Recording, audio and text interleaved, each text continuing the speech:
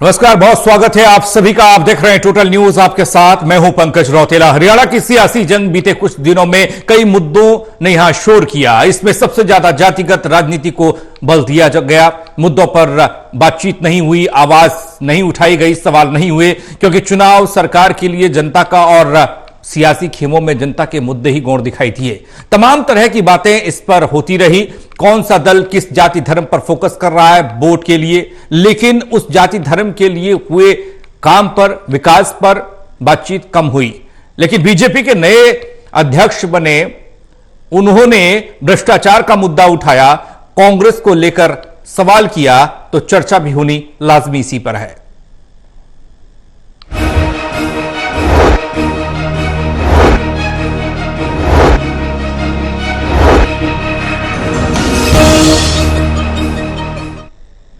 भ्रष्टाचार पर पलटवार की शुरुआत हुई है। चर्चा आज इसी पर करेंगे। चर्चा में हमारे साथ मौजूद हैं Devendra Kathuria, associate editor Panipat, doctor Mahesh Kumar, associate editor Hisar, Virendra Soni ji, वरिष्ठ पत्रकार। आप तीनों का स्वागत है। चर्चा की शुरुआत करेंगे। लेकिन जब माहौल चुनावी हो तो सियासी दलों द्वारा उठाए गए मुद्दे जनता के लिए काफी अहम होते हैं। यह जानना जरूरी कि जनता का विकास और सरोकार सब मायने रखता है। लेकिन इन सब के बीच जब भ्रष्टाचार आता है तो सवालों का जन्म हो जाता है। पहले रिपोर्ट देखिए।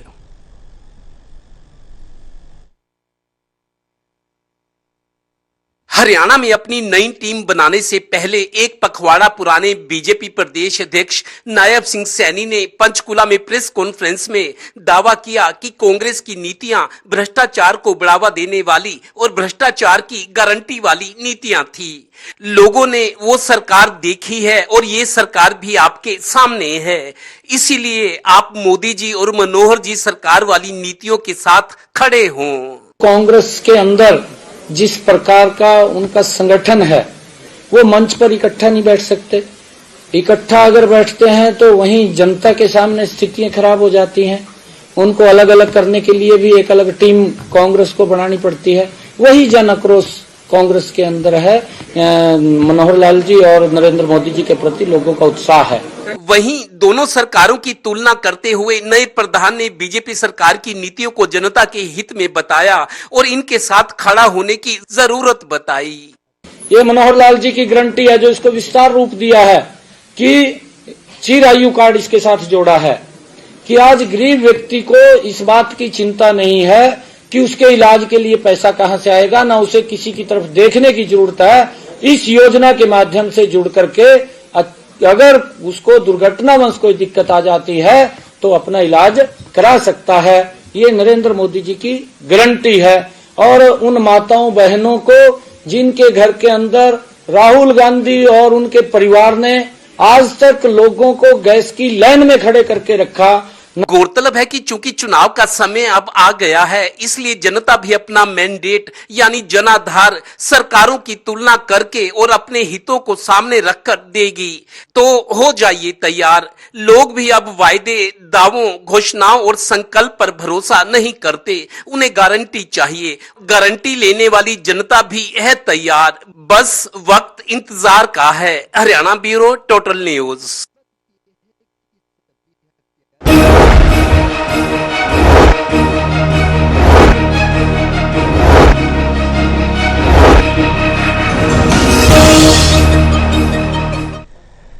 तो भ्रष्टाचार का मुद्दा जब शोर करता है तो सियासी पटल पर पहुंचने के लिए तमाम तरह की जुगत जो सियासी दल करते हैं उसमें बदलाव भी देखा जाता है। प्रधानमंत्री नरेंद्र मोदी ने कहा था भ्रष्टाचार को लेकर न खाऊंगा न खाने दूंगा। हरियाणा की बात करें तो मनोहर लाल ने, जो प्रदेश के मुखिया हैं, उन्होंने कहा कि वो उनका जो सी कॉन्सेप्ट है जिसमें 3-4 सी का जिक्र करते हैं, क्राइम भी उसमें शामिल है, करप्शन भी उसमें शामिल है, उन्होंने कहा इस पर हम लगाम लगाएंगे, फोकस इस पर रहेगा। देवेंद्र, आपके पास सीधे हम आ रहे हैं और सवाल सीधा सा है। करप्शन को लेकर जनता का मुद्दा है, जनता के लिए है, काम जनता के लिए सरकारें करती हैं और उसमें अगर करप्शन होता है तो अपने आप में वो बहुत बड़ा सवाल हो जाता है। इस पर कम ही सवाल जवाब होते हैं, लेकिन अब थोड़ा सा सवाल हुआ है तो जवाब तो चाहिए ही होगा। पंकज, 2014 में और 2019 में जब बीजेपी चुनाव लड़ रही थी या बीजेपी की हवा चली थी, दो बड़े वायदे थे जिन्होंने लोगों को लुभाया था, आकर्षित किया था, क्योंकि उस वक्त भ्रष्टाचार का ज्यादा शोर था राजनीति में। बीजेपी के दो बड़े वायदे थे, good governance, minimum government, maximum output. Maximum governance, और दूसरा था जीरो टॉलरेंस एट करप्शन। अब काफी साल हो गए, जो वायदे होते हैं, जो दावे होते हैं, लोग उनको परखती है। अब चूंकि बहुत साल हो गए, 9 साल 9.5 साल हो गए हैं, अब अगर कोई ये कहे कि भ्रष्टाचार कांग्रेस ने किया है, हमने नहीं किया, हम पाक साफ है, तो जनता इस तरह के दावों विश्वासों मतलब इसको भरोसे नहीं मानती, गारंटी नहीं मानती कि अगर आप कहेंगे कि हम भ्रष्टाचारी नहीं है या कम है, वो ज्यादा थे, तो लोग इन चीजों का मतलब नहीं, ये राजनीतिक भाषण है सिर्फ। और दूसरी बात मैं ये कहना चाहूंगा, एक पखवाड़ा पहले नए प्रदेश अध्यक्ष बने जो बीजेपी के नए सेनापति हैं नायब सिंह सैनी, आज पंचकुला में प्रेस कॉन्फ्रेंस में उन्होंने बयान दिया है कि कांग्रेस की जो नीतियां थी, जो घोषणाएं होती थी, जो काम थे, वो भ्रष्टाचार की गारंटी थे। मतलब उन नीतियों के जरिए भ्रष्टाचार करने के खुले अवसर थे, उनका ये कहना चाहते हैं। लेकिन मैं ये कहना चाहता हूं, कोई भी व्यक्ति ये कहे कि तुम भ्रष्टाचारी हो, हम नहीं है या हम कम है, तो ये अपनी कमीज को उजला साबित करने की कोशिश है। विश्वास जनता को करना है, जिनसे आप भरोसा मांग रहे हैं या जिनको ये तुलना करके दिखाना चाह रहे हैं, देखो फैसला तो उन्हें करना है। हम मानते हैं कि जो गुड गवर्नेंस वाली बात है, जीरो टॉलरेंस एट करप्शन सुधार है, नो डाउट। पहले से कुछ करप्शन कम हुआ है, लेकिन ये बात कहने वाले भी, ताना मारने वाले भी लोग नहीं है कि पहले से 4 गुना करप्शन बढ़ गया है, अब भी करप्शन है, बिना लिए दिए कुछ होता नहीं है, करप्शन के तरीके बदल गए हैं। तो इस तरह के दावों को आईना दिखाने वाले लोग अभी भी हैं। ये अब जनता को साबित करना है, क्योंकि इस तरह की दलीलें और दावे अब किए जा रहे हैं जब जनता में जाने का वक्त आ गया है। गुड गवर्नेंस की जहां तक बात है, जीरो टॉलरेंस एट करप्शन की बात है, ट्रांसपेरेंसी की बात है, अच्छा प्रशासन देने की, अच्छी योजनाएं देने की।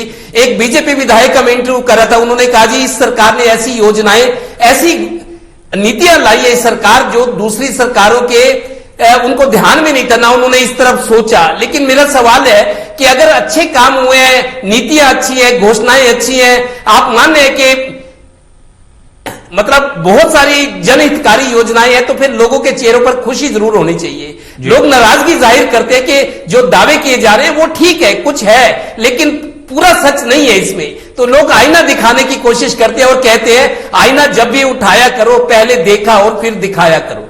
जी महेश, मैं आपके पास आ रहा हूं और सवाल सिर्फ इतना सा है कि जब भ्रष्टाचार की बात होती है तो पता चलता है कि कितनी गंभीर समस्या ये है, कितना गंभीर मुद्दा ये है। सियासी शोर इस पर होता रहा, एक दूसरे पर आरोप प्रत्यारोप लगते रहे, लेकिन असल जो जनता है उसकी जिंदगी में क्या ये भ्रष्टाचार रूपी दीमक खत्म हो पाया है? अगर हो पाया है तो उसकी गारंटी किस लिहाज में दी जाएगी?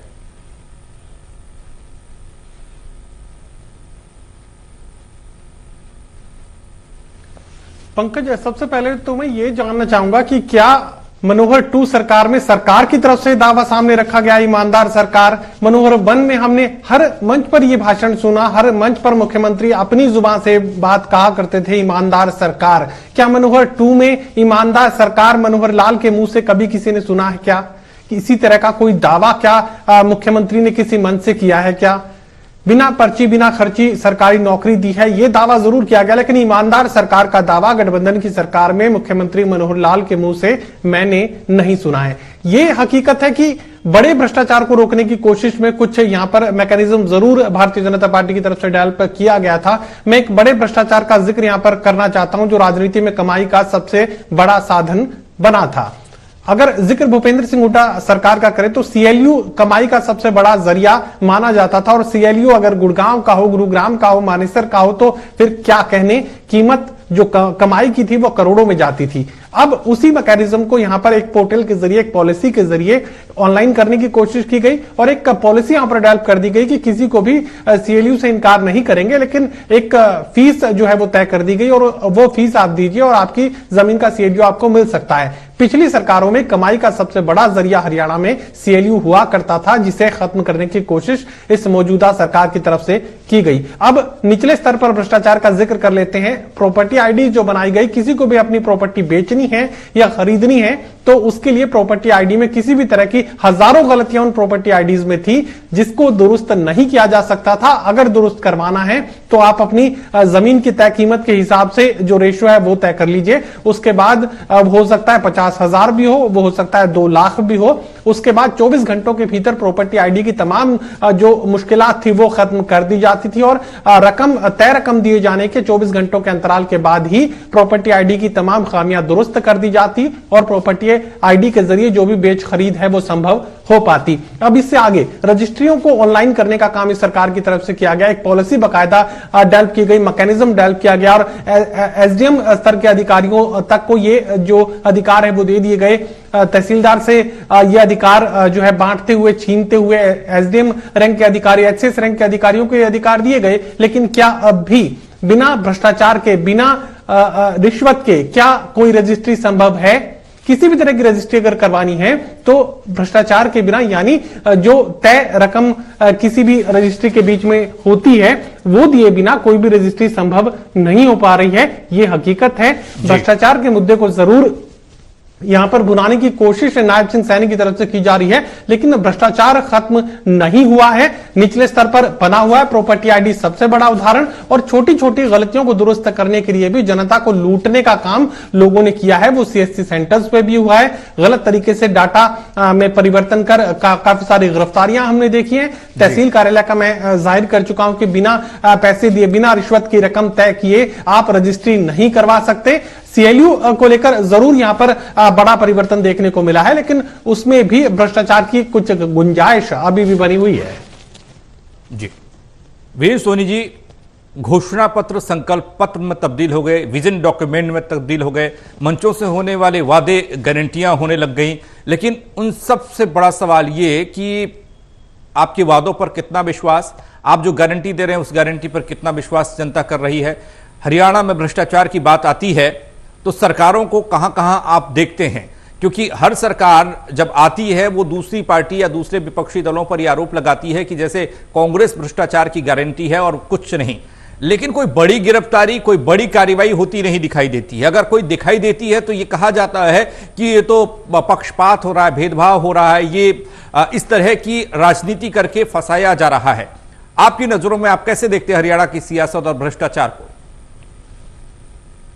देखिए, जब 2014 में जब भारतीय जनता पार्टी ने मुद्दा बनाया था दामाद जी के बारे में, भूपेंद्र सिंह हुड्डा के बारे में, उनके भूमि स्कैंडल के बारे में बड़ा जोर शोर से प्रचार किया था, सीएलयू कांड का जिक्र किया था, क्या कोई गिरफ्तारी हुई? सिर्फ कहने की बातें रही, लोगों को एक तरह से एक आकर्षक नारा दिया गया, लेकिन उस पर अमल कितना हुआ? हम देखिए, अब कह रहे हैं न्यायालय अपना काम करेगा, इतने वर्ष हो गए, 10 वर्ष का समय बीतने को है, तो आपने क्या कार्रवाई की, क्या प्रभावी कार्रवाई की, क्या आरोपों में सत्यता थी, क्या ये मामले थे? देखिए, नायब सैनी जी अब जो प्रदेश अध्यक्ष बने हैं तो उनको अधिकार है, वो भ्रष्टाचार के ऊपर कांग्रेस का दोषारोपण कर सकते हैं, वो कांग्रेस को कटघरे में खड़ा कर सकते हैं, ये बात निश्चित है। लेकिन जो कांग्रेस के लोग थे वो भारतीय जनता पार्टी में आ गए तो अब क्या कहेंगे? अगर कांग्रेस इतनी भ्रष्ट थी, कांग्रेस सरकार इतनी भ्रष्ट थी, जो कांग्रेस सरकार में उस समय लोग शामिल थे, उनका आपने स्वागत क्यों किया? उनको आपने गले क्यों लगाया? और अब भी गले लगाने को तैयार है, दूसरे लोगों को भी तैयार है। तो ये बात तो है कि कांग्रेस के बारे में जो कहा जाता है, देखो होगा, भ्रष्टाचार तो रहेगा, इस सरकार में भी है, आगे जो सरकार होगी उसमें भी रहेगा, पहले वाली सरकार में भी था। उस पर आप कितना अंकुश लगा पाते हैं ये देखने वाली बात है। देखिए, जिस तरह का अभी उल्लेख कर रहे थे तो भ्रष्टाचार तो बड़ा ही है, इसमें कोई नहीं है, लेकिन हाँ, मुख्यमंत्री के जो प्रयास हैं वो ईमानदारी के साथ हैं। अब जो प्रदेश अध्यक्ष बने नायब सैनी हैं, उनको क्या चाहिए कि क्या अब जिस तरह मुख्यमंत्री मनोहर लाल जी और स्वास्थ्य मंत्री अनिल विज के बीच जो गतिरोध इतने समय से बना हुआ है, क्या उसको हल करने की दिशा में उन्होंने कोई कदम उठाया? देखिए, यहां जो है सरकार जो है वो पार्टी को चला रही है, जबकि पार्टी को सरकार चलानी चाहिए थी। वो प्रदेश अध्यक्ष हैं, उनको चाहिए थी कि ये मामला इतना गंभीर हो चुका है, आप कांग्रेस पर तो दोषारोपण कर रहे हैं, क्या आपकी ये जिम्मेदारी नहीं है कि आप मुख्यमंत्री जी से और स्वास्थ्य मंत्री से बात कीजिए, ये गतिरोध क्यों है, इसको दूर करिए। लेकिन उनका इतना, देखिए, वो अध्यक्ष तो बने, लेकिन अभी उनका कद उतना बड़ा नहीं है। वो मनोहर लाल जी का भी स्तुति गान कर रहे हैं, अनिल विज का भी करेंगे, वो मनोहर सरकार का करेंगे, लेकिन भारतीय जनता पार्टी का जिक्र नहीं करेंगे। ये सरकार भारतीय जनता पार्टी की है, किसी व्यक्ति विशेष की नहीं है।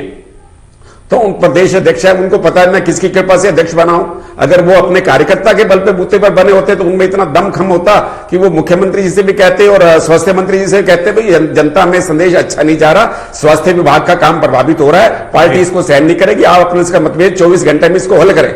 लेकिन उनमें इतना साहस नहीं है। कुल मिला के देखा जाए वो जो भी ये स्थिति बनी हुई है उनको इस तरफ भी ध्यान देना चाहिए, संगठन की रचना भी करनी चाहिए। अब ये नहीं है कि कोई पदाधिकारी जाति के आधार पर बदल दिए जाए, नायब सैनी बन गए तो पवन सैनी को हटा दिया जाए, ये कोई मापदंड नहीं है। हालांकि इस तरह की चर्चा का उन्होंने खंडन भी किया है और ऐसा होना भी नहीं चाहिए। अगर आपने कुछ चुनाव लड़ना है, किसी ने चुनाव लड़ाना है, एक संगठन की रचना बनी हुई है। अगर आप किसी व्यक्ति विशेष को कोई महामंत्री बना देंगे तो उससे गलत संदेश जाएगा। आप जो है सभी कार्यकर्ताओं की आवाज हैं, सभी कार्यकर्ताओं की आवाज को आपने संगठन और सरकार तक लेके जाना है तो आपका दायित्व बढ़ जाता है। ठीक है कि कांग्रेस पर आप दोषारोपण कीजिए, लेकिन उसके अंदर साथ साथ अपने अंदर भी विश्लेषण कीजिए, अपने अंदर भी झांकिए कि हमारी क्या स्थिति है। ठीक है, वो बात मीडिया में नहीं की जा सकती, आप मत करिए, लेकिन यह बात तो जो जनता को दिखाई दे रही है कि स्वास्थ्य मंत्री और मुख्यमंत्री में इतने मतभेद इतने दिनों से स्वास्थ्य विभाग की फाइलें लटकी पड़ी हैं, काम रुका पड़ा है, गतिरोध बना हुआ है, जनता में क्या संदेश जा रहा है, आप क्या कहेंगे जनता को? आपको बताना चाहिए, आपको बुलाना चाहिए इस विषय में। अगर आपका प्रदेश अध्यक्ष का इतना बड़ा कद है, प्रदेश अध्यक्ष संगठन की बहुत बड़ी हैसियत होती है, आप तो सरकार से भी ऊपर हैं, तो इस मामले में आप हस्तक्षेप क्यों नहीं करते? इसको करना चाहिए। ठीक है, ठीक है। देवेंद्र आपके पास आ रहे हैं। ये हरियाणा प्रदेश इस बात का गवाह है कि अगर आपने घपलेबाजी की, आपने भ्रष्टाचार किया, आप अपनी सरकार के दौरान इस पर लगाम नहीं लगा पाए तो आप जेल तक जा सकते हैं। लेकिन उन सब के बावजूद भी भ्रष्टाचार का कम होना कहीं देखने को नहीं मिलता। भ्रष्टाचार पर लगाम लगी हो, पूर्णतया से यह भ्रष्टाचार खत्म किया गया हो, ये देखने को नहीं मिलता। ये सियासी दल सिर्फ आरोप प्रत्यारोप लगाते जरूर हैं, वहां कम यहां ज्यादा, यहां कम वहां ज्यादा। लेकिन जो डर होना चाहिए, क्योंकि डर इसलिए कह रहा हूं, लोकायुक्त, लोकपाल, तमाम तरह की बातें यहां देखने को मिलती हैं, लेकिन जब उन्हें पटल पर उतारने की बात होती है तब सब शून्य दिखाई देता है। देखिए पंकज, भ्रष्टाचार एक बड़ा मुद्दा था जब इस बीजेपी ने चुनाव लड़ा 2014-2019 में कि हम भ्रष्टाचार को जीरो करेंगे। हमारे प्रधानमंत्री जी ने भी कहा था ना खाऊंगा ना खाने दूंगा, लेकिन अब ये राजनीतिक बातें हो गई, लोग भरोसा नहीं करते इन चीजों पे, आप कितने बड़े दावे करो। भ्रष्टाचार की जो बात है, सरकार का आज सबसे बड़ा दावा मैं ही समझता हूं। एक विधायक से मेरी बात हुई, वो कहते जी हरियाणा में पिछले कई सालों की राजनीति देखे, सरकार देखे तो नौकरी दिलाना, सरकारी नौकरी दिलाना सबसे बड़ा काम है। लोग सबसे बड़ा काम किसी विधायक, मंत्री या सरकार से, मुख्यमंत्री से उम्मीद करते हैं कि सरकारी नौकरी लगवा दे, वो ऐसा मुमकिन नहीं है। अब जैसे सरकार दावा करती है कि जीरो भ्रष्टाचार में, नो पर्ची नो खर्ची है नौकरियों के मामले में। मैं आपको उदाहरण देता हूं, सरकार जब 2014 में बनी, बीबी भारती पहले चेयरमैन बने थे SSC, Haryana staff selection commission के जी। हमने देखा 2014 में उनके चेयरमैन बनते ही स्टाफ सिलेक्शन कमीशन के उनके बेटे का एक ऑडियो वायरल हुआ था, पेवा में बड़ा शोर मचा था। नौकरी को लेके इस तरह के आरोप थे कि नौकरी को लेके उनके बेटे की बातचीत हो रही थी बीबी भारती की। उसके बाद इस्तीफा लिया गया बीबी भारती से 2014 में, जो पहले चेयरमैन थे, छोटी नौकरियां जो देते हैं उनसे इस्तीफा लिया गया, जांच कराई गई, फिर ये कहा गया कि उनको क्लीन चिट देके कि ये जो ऑडियो था ये झूठा था, उनको क्लीन चिट देके दोबारा पद पे बिठाया गया। उसके बाद देखा HPSC, Haryana public service commission, जो क्लास 1 और क्लास 2 की भर्ती करती है जो एजेंसी, उसमें जो अनिल नागर थे, हमने देखा जो सेक्रेटरी थे एचपीएससी के, उन्हीं के दफ्तर में विजिलेंस ने उनको पकड़ा था 84 लाख रुपए के साथ। बाद में सामने आई 3-3.5 करोड़। सिविल सर्जन जो भर्ती हुए थे, डॉक्टर मेडिकल स्टाफ में भर्ती हुए थे, या कुछ वेटरनरी डॉक्टर्स भर्ती हुए थे, उस तरह की तमाम चीजें सामने आई कि उनमें भ्रष्टाचार हुआ है। सेक्रेटरी तक एचपीएससी के जेल गए, उनसे बरामदगी हुई, उनको सस्पेंड किया गया। उसके बाद हमने देखा एसएससी में एक और मेंबर थे, पानीपत के रहने वाले एक मेंबर एसएससी में, उनका इस्तीफा लिया गया। उन पर आरोप थे कि नौकरियों के मामले में जब रणधीर सिंह गोलन जो निर्दलीय विधायक है पुंडरी कैथल से, उनके बेटे का एक सामने आया था वीडियो, उस मामले में विधायक पर भी उंगलियां उठी थी और एसएससी के एक सदस्य का जो पानीपत से ताल्लुक रखते हैं उनका इस्तीफा लिया गया। मीडिया में आई थी कि उन्होंने कहा जी मैं राजनीति करने के लिए चुनाव लड़ूंगा इसलिए इस्तीफा दिया गया, जबकि असल बात ये थी कि भ्रष्टाचार के आरोप उन पर थे, उनसे इस्तीफा लिया गया। तो हम कैसे मान लें कि पर्ची और खर्ची नहीं चलती, जब एचपीएससी और एचएसएससी के जो भर्ती आयोग है उन्हीं के मेंबर, उन्हीं के कर्ता धर्ता सबके सामने आए, हम कैसे माने। दूसरी पंकज, एक बहुत इंपॉर्टेंट बात, बहुत सारे लोग ये कहते हैं भ्रष्टाचार की जो बात है, बीजेपी कहती थी कि भूपेंद्र सिंह हुड्डा के खिलाफ तमाम तरह के केस हैं, सीबीआई केस हैं, इंडस्ट्रियल प्लॉट्स वाला मामला है, कई लोग सवाल उठाते हैं। कांग्रेस के भी कहते हैं अगर भूपेंद्र सिंह हुड्डा ने भ्रष्टाचार किया है, उन पर आरोप है, तो 9 साल में आपने उनको गिरफ्तार क्यों नहीं किया? Very valid question. ये कांग्रेस के नेता ही सवाल उठाते हैं कि अगर भूपेंद्र सिंह हुड्डा ने भ्रष्टाचार किया है, उन पर संगीन और गंभीर आरोप है, तो 9 साल में आपने उनको गिरफ्तार क्यों नहीं किया? ये सवाल खड़ा करते हैं भ्रष्टाचार के मामले में।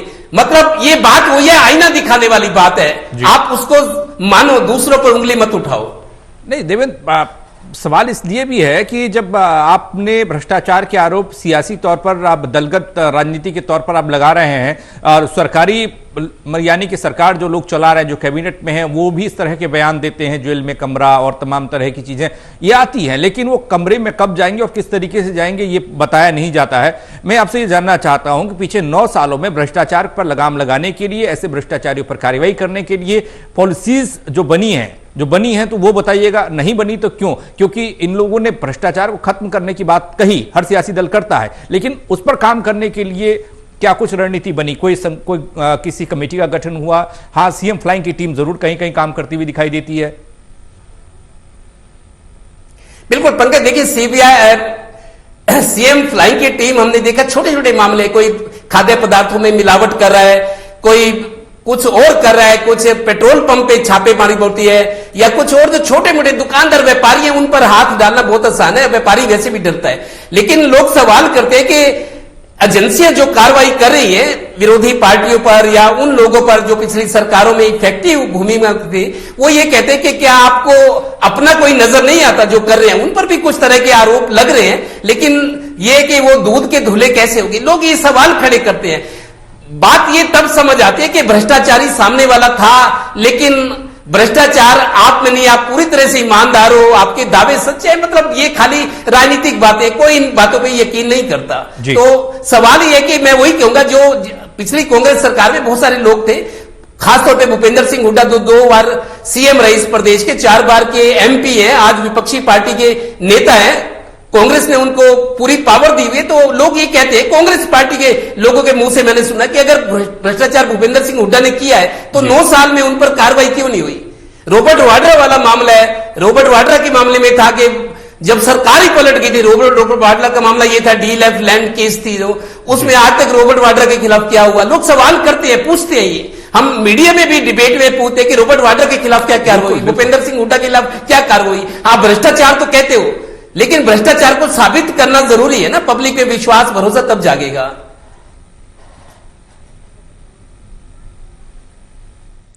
महेश के पास हम जा रहे हैं और सवाल महेश यही है कि आप थोड़ा सा बताइएगा, अगर थोड़ा याद हो कि कांग्रेस सरकार और बीजेपी की सरकार में भ्रष्टाचार को लेकर जो कदम उठाए गए, जो कमेटियां बनाए गए, जो विभाग बनाए गए, जिस पर नकेल कस रहे थे, कितनी कार्रवाई हुई, कौन किस पर भारी है?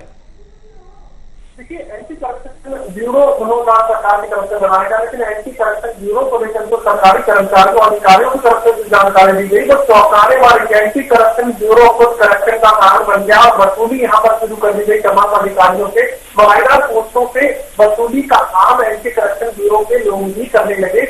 ये जो सूत्र है वो जानकारी देने का, और पुलिस महकमे में बैठे लोगों की तरफ से बात जानकारी सामने आई कि एंटी करप्शन ब्यूरो में बैठे लोग भी अब वसूली कर रहे हैं, और बड़ी वसूली ऐसे अधिकारियों की तरफ से की जा रही है, ऐसे लोगों से की जा रही, तो मलाईदार पोस्टों पर बैठे हुए हैं, यानी जिनकी कमाई अच्छी मानी जाती है। फिलहाल यहाँ पर जो मैकेनिज्म दर्ज किया गया था, जिस जिक्र कर रहा था कि सेम क्लाइंट अटेंडेंस चेक करती हुई नजर आती है, तमाम अलग अलग सरकारी ITI में पहुंचकर, सरकारी कॉलेजों में पहुंचकर ITI के भीतर घंटों के लगभग सीएम क्लाइंट की देखने को मिलती है। सुबह से शाम तक जो है ये रेड करती है, और शाम को पता लगता है कि महज 2 कर्मचारी है वो एबसेंट थे या लेट आए थे, जिनकी एप्लीकेशन बाद में लगा दी जाती है कि इमरजेंसी की वजह से, मेडिकल परेशानी की वजह से वो 2 कर्मचारी नहीं पहुंच पाए थे, जिसकी वजह से वो जो मामला है रफा दफा हो जाता है। फिलहाल सेम क्लाइंट खाद्य पदार्थों में मिलावट और इस तरह की छोटी छोटी चीजों में उलझती हुई नजर आती है। तो मैकेनिज्म एंटी करप्शन ब्यूरो का दर्ज किया गया था,